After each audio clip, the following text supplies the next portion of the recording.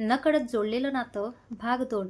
सायलीला एक मुलाच्या गाडीवर बसून जाताना पाहून अर्णवची तळपायाची आग मस्तकात जाते. त्यालाही कळत नाही तो इतका का चिडलाय. तसा रागातच तो मंदारला न कळवता निघून जातो. कोण असेल तो?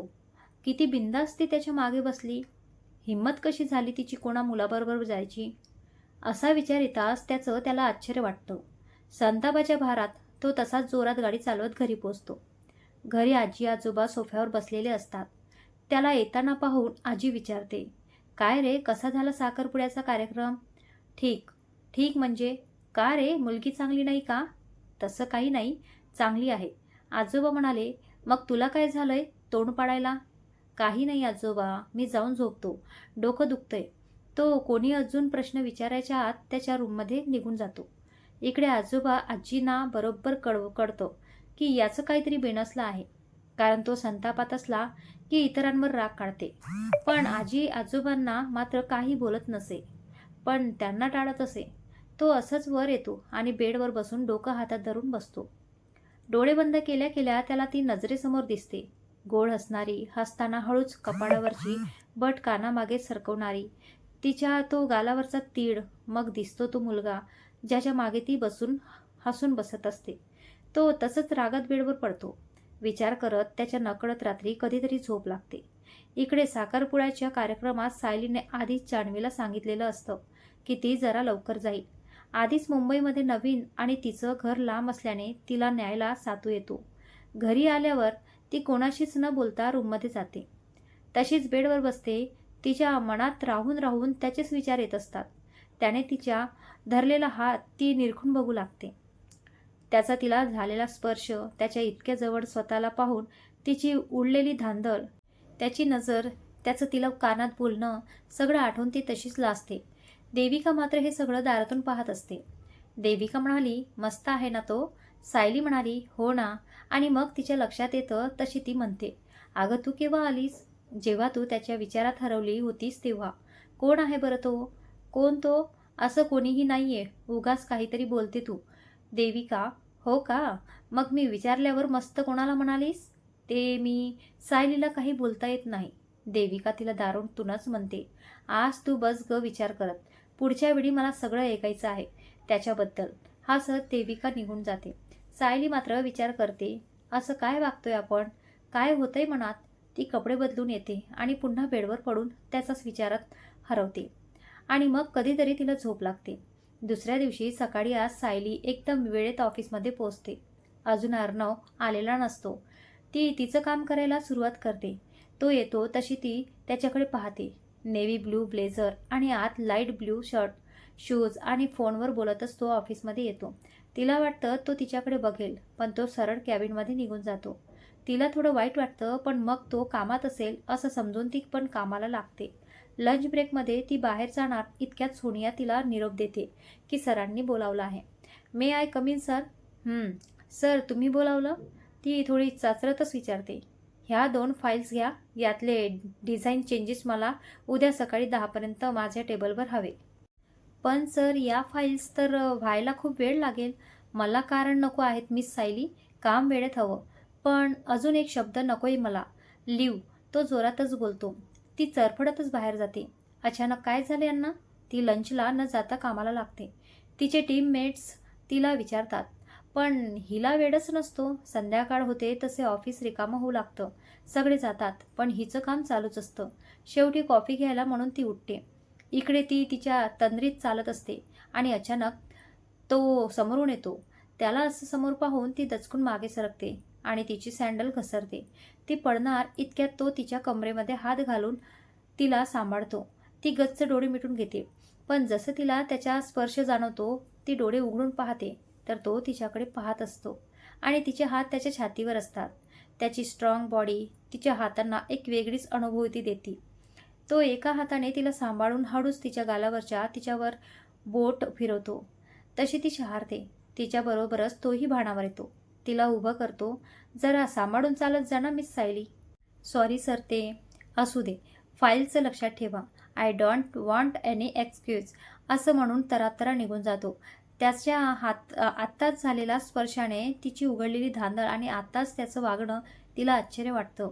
तिला पण कळत नाही की त्याच्या कोणत्याही वागण्याने आपण इतकं अपसेट का व्हावं. शेवटी उशिरापर्यंत थांबून ती काम पूर्ण करते आणि फाईल त्याच्या डेस्कवर ठेवते. पण तोपर्यंत तो गेलेला असतो. ती उशिरा घरी पोहोचते आणि फ्रेश होऊन येते. मामा म्हणाले, "काय गं, किती उशीर?" "हो ना, अरे मामा, खूपच काम होतं." मामी म्हणाली, "अहो, तिला आधी जेवण करू दे.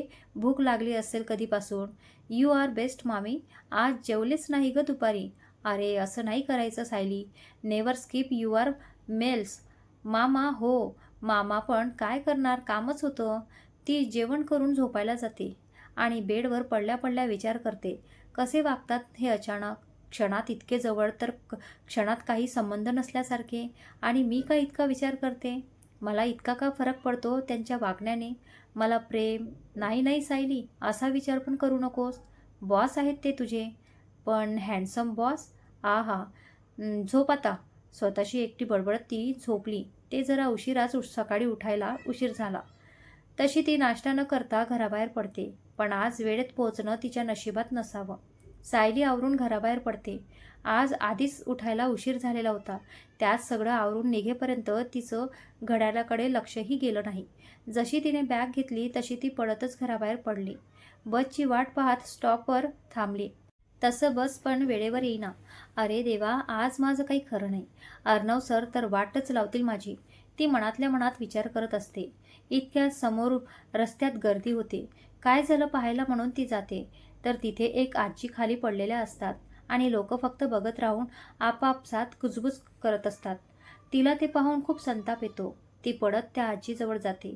खाली बसून त्यांचं डोकं मांडीवर घेते आणि बॅगमधून पाण्याची बॉटल काढून थोडं पाणी चेहऱ्यावर शिंपडते. त्या थोडे डोळे किलकिले करून पाहतात. मग ती सावकाश त्यांची मान थोडी उंचावून त्यांना 2 घोट पाणी देते. मग त्या उठून बसतात. "बरं वाटतंय का आजी?" "हो ग बाळा. तुम्ही कशा पडलात? काही लागलंय का कुठे? आपण डॉक्टरकडे जाऊया लगेच." "अगं नाही ग बाळा, मला सकाळी गोळ्या घ्यायच्या होत्या, त्या राहिल्या म्हणून जरा चक्कर आली. चला मी तुम्हाला घरी सोडते." असं ती म्हणेपर्यंत त्या आजीचा ड्रायव्हर येतो आणि आजींना असं पाहून खूपच घाबरतो. आजी त्याचा आणि सायलीच्या मदतीने उठतात. ती त्यांना त्यांच्या कारमध्ये बसवते. तसं आजी तिला जवळ घेतात. "थँक्यू बाळा. आजकाल बघायची भूमिका घेणारे खूप असतात. पण अनोळखी असून पण तू मला आपलेपणाने मदत केली." "असं का म्हणता आजी? तुम्ही मला माझ्या आजीसारखेच आहात. मग नातीला कुणी थँक्यू म्हणेल का?" "नाही हो. नातीला मनापासून आशीर्वाद देईल मी. छान राजकुमार मिळू दे तुला स्वप्नातला."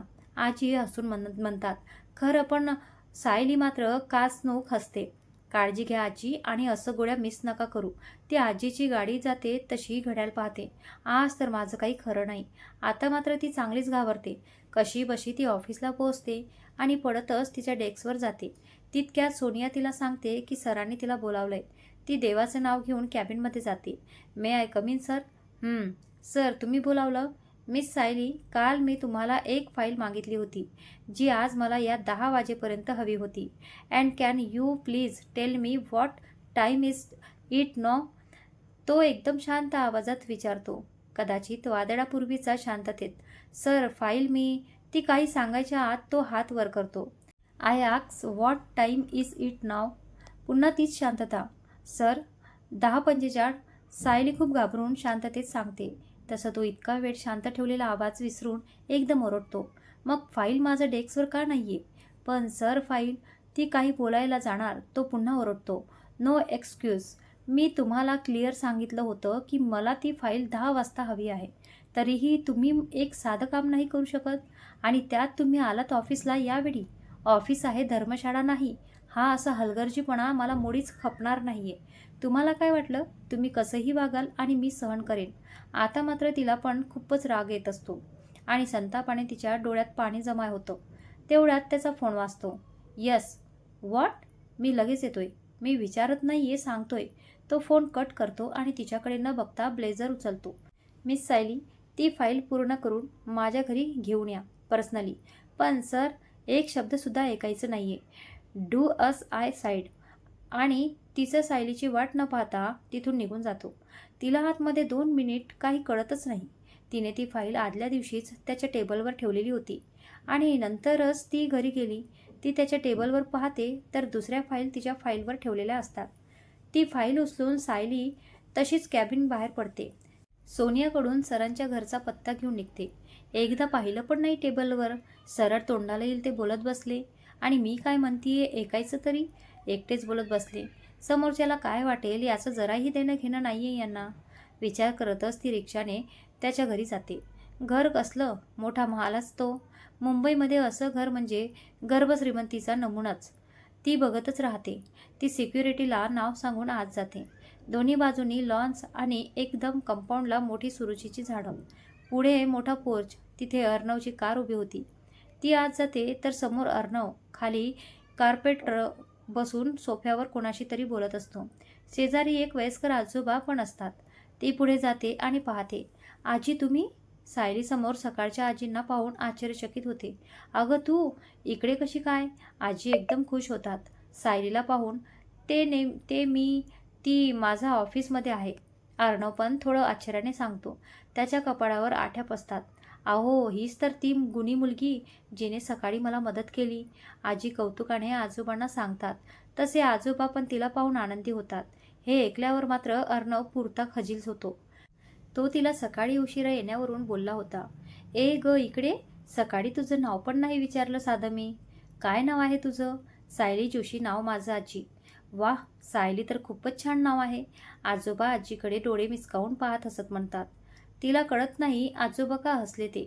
पण अर्णव मात्र घसा साफ करून आजोबांकडे जरा मोठे डोळे करून पाहतो. आजी मी माझ्या रूममध्ये आहे.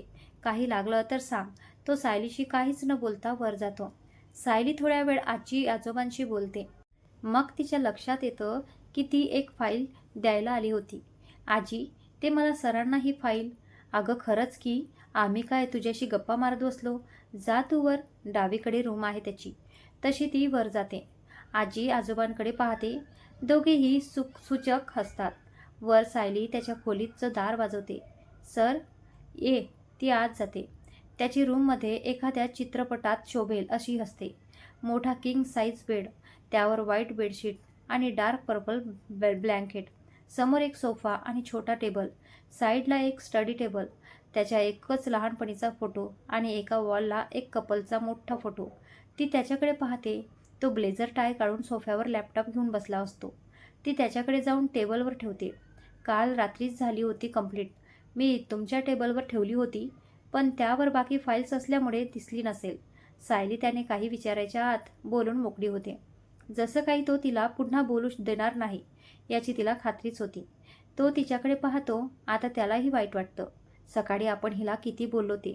पण तिचं काम झालं असताना आणि उशिरा आली ते पण आपल्याच आजीला मदत केली म्हणून. ओके मी निघते सर. असं म्हणून ती वळते. तर एक मिनिट. तो मागून म्हणतो. ती तशीच थांबून वळते. तो सोफ्यावरून उठतो आणि हळूहळू तिच्याकडे येतो. तिला अस्वस्थ वाटू लागते. ती ओढणीशी चाळा करत खाली पाहू लागते. तो तिच्यासमोर येऊन उभा राहतो. फोल्ड केलेले शर्टचे स्लीव्स आणि खिशात हात. मिस सायली माझ्याकडे पहा. ती तरीही बघत नाही. त्याला त्याचं कोणी ऐकलं नाही याची सवयच नसते. तो पुन्हा एक पाऊल पुढे येतो. तेव्हा मात्र ती एक पाऊल मागे जाते. डॉन्ट. तो एकदम भारदस्त आवाजात म्हणतो. तशी ती जागीच शिजते. तो अजून एक पाऊल अंतर कमी करून तिच्या समोर येतो. सकाळी मला सांगितलं का नाही मग की फाईल तुम्ही रात्रीच ठेवली होती? ती चमकून वर पाहते. तुम्ही मला बोलू दिलं पण मग तूच सांगायचं ना. आता मात्र तिला राग येतो. मी किती वेळ प्रयत्न केला सांगायचं पण तुम्ही बोलूच दिलं नाही. ती तशीच उठून जायला निघते. पण अर्णवला कोणी असं इग्नोर केलेलं कसं खपेल. तो एकदम चिडतो आणि तिला दंडाला धरून स्वतःकडे वळवतो आणि ती त्याच्या छातीवर धडकते. त्याच्या अशा स्पर्शाने ती दचकते आणि त्याच्याकडे पाहते. Don't you dare ignore me miss Sayali. तो तिचा चेहऱ्याकडे पाहत म्हणतो. तिचे बोलके थोडे भेदरलेले डोळे, गालावर आलेले मुलायम केस, गुलाबी मऊ ओठ आणि त्याच्यावरचं तीळ. त्याचं हृदय धडधडू लागतं. तिचीही अवस्था तीच होती.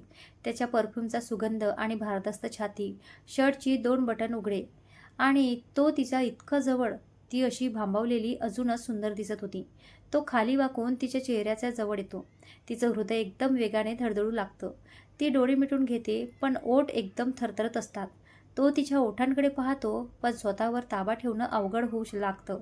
तो हळूहळू तिच्या ओठांकडे पुढे होतो पण त्याचा फोन वाजत होता. तो तिचा हात सोडतो, डोळे मिटून एक दीर्घ श्वास घेतो आणि फोन उचलून बोलू लागतो. ते पाहून सायली पटकन रूममधून बाहेर पडते आणि दाराबाहेर जाऊन शेजारी भिंतीला टेकून डोळे मिटून उभी राहते. हे आता काय झालं? सायली, ते तुझे बॉस आहेत ना? असं काही होऊ नाही शकत. आता यांच्या समोर यायचं नाही, असं मनाशी ठरूनच ती तिथून निघते. आजी आजोबांना नमस्कार करून त्यांचा निरोप घेऊन जाते. अर्णवचं फोनवर बोलून होतं आणि त्याला लक्षात येतं की ती इथे नाही. तो तसाच बेडवर बसून तिला आठवतो. हिच्या एवढा विचार का करतोय मी? का ती समोर असली की तिला जवळ घ्यावं वाटतं? का ती नजरेसमोर नसली की बेचैन होतो मी? आणि तो मुलगा त्या दिवशी ज्याच्या गाडीवरती गेली, मला तिच्याशी बोलावंच लागेल. Miss Sayali, be ready to give some answer. Sayali अर्णवचा विषय टाळायचं पाहत होती आणि अर्णवने मात्र सर्व प्रश्नांची उत्तर शोधायचा चंग बांधला होता. असेच काही दिवस गेले. सायली त्याच्या समोर येणं शक्य तेवढं टाळायची आणि अर्णव मात्र तिला मुद्दाम वरचेवर कॅबिनमध्ये बोलावून काम सांगत होता. सायली पण काही न विचारता काम करत होती, पण तिच्या मनात मात्र त्याचा चेहरा काही जात नव्हता. का ते तिलाही कळत नव्हतं. एक दिवस अर्णवला मीटिंगसाठी जायचं होतं. त्याने सायलीला कॅबिनमध्ये बोलावलं आणि डिटेल दिले आणि तयार राहायला सांगितलं. तिला कळवलं की तो तिला सकाळी तिच्या घरून पिक करेल. तिने सगळे डिटेल्स पाहिले आणि डिझाईन पाहून घेतले. सगळं काम झालं की तिला लक्षात आलं की ती उद्या एकटीच त्याच्याबरोबर बाहेर जाणार आहे. तसं तिला धडधड होऊ लागली. सकाळी ती लवकर आवरून तयार झाली. पिवळा कुर्ता आणि खाली लाल लेगिन्स, कानात छोटे टूल, ओठांना लिप बाम, उजव्या हातात ब्रेसलेट, डाव्या हातात घड्याळ, केस क्लचमध्ये हलके बांधले. ती रेडी झाली आणि तिचा फोन वाजला. Unknown number. तिने उचलला. हॅलो, मी खाली वाट पाहतोय. सर, ओ यस, येते मी. ती फोन ठेवून बॅग आणि फाईल्स घेते. बाहेर येते. तो कार बाहेर घेऊन थांबलेला असतो. ग्रे सूट आणि ब्लॅक शूज, डोळ्यावर गॉगल. ओ गॉड, काय दिसतात हे? ती त्याला पाहतच मनातल्या मनात म्हणाली. तो पण तिला पाहून तंद्रीमध्ये गेला. अशी गोड ही रोज दिसली तर कसं कंट्रोल होणार मला? Good morning sir. सर, तिने त्याच्या डोळ्यासमोर हात फिरवला. तसा तो तंद्रीतून बाहेर आला. हाय, निघूया? हो, गाडीमध्ये बसले ते. तसा तो तिचा खूप जवळ आला. ती घाबरून मागे झाली. Seat belt? तो थोड्या मिस्किल हसत म्हणाला आणि सीट बेल्ट लावला. तिचा सुगंध त्याला वेड लावून गेला.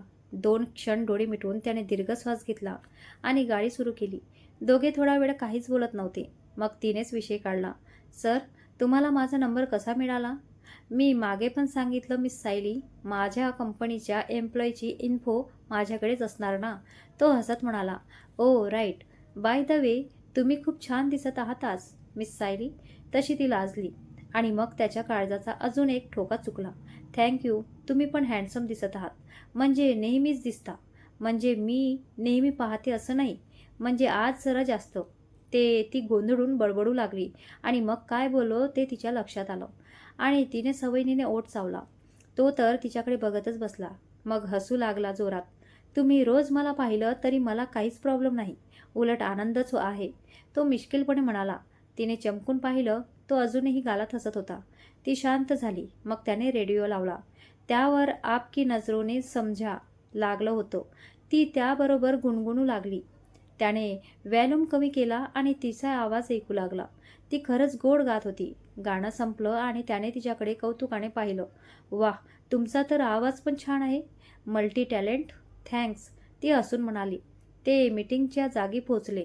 मीटिंगसाठी बऱ्याच कंपनीचे लोक आले होते. अर्णवने खूप छान प्रेझेंटेशन दिलं आणि सायलीचे डिझाईन पण सगळ्यांना खूप आवडले. सगळ्यांनी त्यांचं खूप कौतुक केलं. त्यांना मोठी डील मिळाली होती या मीटिंगमुळे. तिथे अजून एक व्यक्ती होती जिने सायलीला खूप निरखून पाहिलं होतं आणि तो तिच्या प्रत्येक अदावर घायाळ झाला होता. तो म्हणजे सारंग इनामदार, एनिग्मा कंपनीच्या मालकाचा प्रसन्नजीत इनामदाराचा मुलगा. त्याने पुढे येऊन अर्णवचं अभिनंदन केलं. अर्णवला तो फारसा कधी रुचला नाही, पण फॉर्मॅलिटी म्हणून त्याने हसून ते स्वीकारलं. तसं त्याने सायलीला पण हँडशेक केला आणि ओळख करून घेतली. तिनेही काही आळेवेडे न घेता ऑफिसचं काम म्हणून हात मिळवला. थोडं बोलून ते तिथून निघाले. सारंग तिच्या पाठमोऱ्या आकृतीकडे पाहत राहिला. तू काहीतरी वेगळीच चीज आहेस ग सायली, जवळून पाहायला हवं. ओठांवर बोट फिरवत तो म्हणाला. सायली आणि अर्णव निघाले. आता त्यांच्यात बराच मोकळेपणा होता. गप्पा मारत ते निघाले होते. एका जागी अचानक त्याने गाडी बाजूला थांबवली.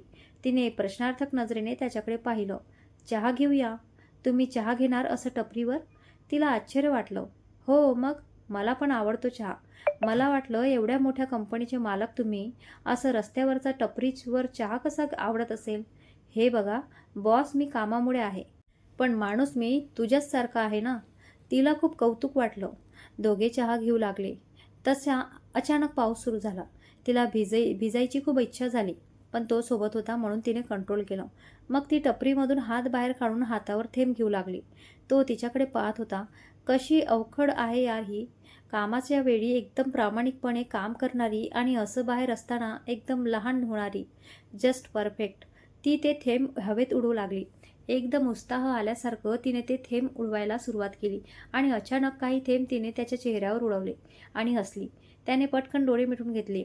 दुसऱ्या क्षणी तिच्या लक्षात आलं की तिने काय केलं. आता ती घाबरली. सॉरी म्हणायचं पण तिला सुचलं नाही. ती त्याच्याकडे डोळे विचकावून पाहू लागली. त्याने डोळे उघडले आणि तिच्याकडे पाहिलं. त्याला कळलं की ही घाबरली आहे. तो एक पाऊल पुढे आला. ती मागे सरकली. तो अजून पुढे आला. ती अजून मागे सरकणार इतक्यात त्याने तिचा हात पकडला आणि तिला खेचून डायरेक्ट पावसात आणलं. तसं ती अजून दचकली आणि तिला कळलंच नाही. मग त्याच्या चेहऱ्यावरचं पण हसू पाहून ती पण हसू लागली आणि पावसात मनसोक्त भिजू लागली. तो पण पावसात तिच्याबरोबर भिजू लागला. तो तिला पाहत होता आणि ती गोल फिरून पाऊस अंगावर झेलत होती. तिच्या चेहऱ्यावरून पाणी निथळत होतं. अंग चिंब भिजलं होतं आणि तो आता तिला रोखून पाहत होता. भिजता भिजता तिने त्याच्याकडे पाहिलं आणि त्याची नजर तिला अस्वस्थ करून गेली. ती जायला निघाली आणि तिचा पाय चिखलात घसरला. ती खाली पडणार इतक्यात त्याने तिला कमरेत हात घालून झेललं. तिने तिचे हात त्याच्या गळ्यात नकळत टाकले. आता ते दोघे इतके जवळ होते की एकमेकांचे श्वास त्यांना चेहऱ्यावर जाणवत होते. तो तिच्या डोळ्यात पाहत होता. तिचा ओला चेहरा, गालावर आलेली बट, गुलाबी ओले ओठ आता त्याला वेड लावत होते. त्याने हलकेच तिची बट कानामागे घातली. त्याच्या स्पर्शाने ती अजून थरथरली. तिने डोळे मिटले तसे तिचा ओठांवर ओठ टेकवण्याचा मोह आवरला नाही. तो पुढे येणार इतक्यात वीज चमकली आणि दोघे भानावर आले. त्याने तिला नीट उभं केलं. ती पण उभं राहून दूर झाली. दोघेही या जवळीकतेने भांबावले होते. चहाचे पैसे देऊन गाडीमध्ये बसले. आता कोणीच कोणाशी काही बोलत नव्हतं. तिला भिजल्यामुळे थंडी वाजत होती. त्याने तिच्याकडे पाहिलं आणि मागच्या सीटवरच त्याचं ब्लेझर तिला दिलं. तिने पण काही न बोलता ते घातलं. शांततेत ते तिच्या घराजवळ पोचले. ती गाडीतून उतरली. Thanks sir for the ride. Thanks to you miss Sayali. प्रवास तुमच्यामुळे छान झाला. तो तिच्या डोळ्यात पाहत म्हणाला. तिला काहीतरी कळल्यासारखं ती लाजली. तो पण तिला असं पाहून हसला. ती बाय म्हणून आत गेली. ती तिला पूर्ण जाताना पाहून निघाला आणि घरी आला. अर्णव, तू भिजला आहेस? आजी अतीव आश्चर्याने म्हणाल्या. अगं, एके ठिकाणी थांबलो होतो ना आम्ही, तेव्हा पाऊस आला. आम्ही म्हणजे आज मीटिंगला गेलो होतो ना आजी आम्ही, मी आणि मिस सायली देसाई. वाह, आयुष्यात पाऊस न आवडणाऱ्या माझ्या अर्सिक नातवाला पावसात भिजायला लावलं पूर्वीने. मांडलं तिला. आजोबा डोळा मारत म्हणाले. काही बोलता आजोबा? अर्णव लाजत म्हणाला. अहो, हा लाजतोय. आता आजी सुद्धा शॉक होती. तुम्ही दोघे जरा शांत राहा. इथे कशात काही नाही आणि मला पटकन जेवायला वाढायला सांग आजी मावशींना. तो पटकन वर चेंज करायला गेला. आजी आजोबा एकदम शॉकमध्ये एकमेकांना पाहून नंतर हसू लागले. रूममध्ये येऊन अर्णवने मोबाईल काढला. सायली पावसात भिजत असताना त्याने तिचा एक फोटो काढला होता. तिच्या नकळत. आज मला कळालं आहे प्रेम म्हणजे काय. प्रेम तू आहेस सायली. I love you. आणि मी हे तुला लवकरच सांगेन. सायली पण घरी पोहोचली आणि तिला पण अशाच प्रश्नांना समोर जावं लागलं. ती उठून चेंज करून आली. आरशात केस पुसत अर्णवचा चेहरा आठवू लाजून लागली. तेवढ्यात देविका आणि सातू तिथे आले. एकमेकांकडे पाहून सूचक हसले. आज मी तुला काही सोडणार नाही, तू खरं सांगेपर्यंत. देविका हाताची घडी घालून उभी राहिली. सायली दचकून तिच्याकडे पाहू लागली. काय बोलते तू? हेच जे मी पाहतोय. काही दिवसांपासून. कोण आहे तो ज्याचा विचार करून इतकं लाजते तू? असं कोणी नाहीये. उगाच काही बोलताय तुम्ही दोघे. ठीक आहे, मी आईला विचारते. आई, ए गप. माझं आणि अर्णव सरचं असं काहीच नाहीये, सायली घाबरून म्हणाली. आणि मग तिला कळालं ती काय बोलून गेली. ओ, अर्णव सर म्हणजे तुझा बॉस अर्णव जोशी. सातू शॉकमध्ये म्हणाला, हो, I think I love you him. ती लाजत म्हणाली. तसे दोघेही आनंदाने ओरडलेच. जरा शांतच होता का? नाहीतर त्यांच्या आधी अख्ख्या मुंबईला ओरडून सांगाल तुम्ही. तसे दोघे शांत झाले. मग तिने एकदम सुरुवातीपासून सगळं त्या दोघांना सांगितलं. म्हणजे ते पण तुझ्या प्रेमात आहेत? देविका एक्सायटेड होत म्हणाली. माहीत नाही, म्हणजे मला कळत नाहीये. अरे मग विचार की बिंदास. या सातूची बहीण आहेस, घाबरते काय? घाबरत मी कोणाला नाही, सांगेन लवकरच, ती पण खुश होऊन म्हणाली. त्या रात्री दोघेही एकमेकांच्या विचारातच झोपी गेले. कारण त्यांना जाणीव झाली होती एकमेकांवरच्या प्रेमाची. दोघांनाही त्यांच्या प्रेमाची जाणीव झाली होती. पण नियतीने त्यांच्या नात्यासाठी काही वेगळंच ठरवलं होतं. अर्णव आणि सायलीचं प्रेम पूर्ण होईल का? की एक नवीन वादळ त्यांच्या आयुष्यात येणार आहे? हे जाणून घेण्यासाठी भेटूया पुढील भागात. मित्रांनो, कथा आवडली असेल तर लाईक करा, कमेंट करून तुमची प्रतिक्रिया नक्की सांगा आणि अशाच रोमॅन्टिक कथांसाठी चॅनल सबस्क्राईब करायला विसरू नका. धन्यवाद.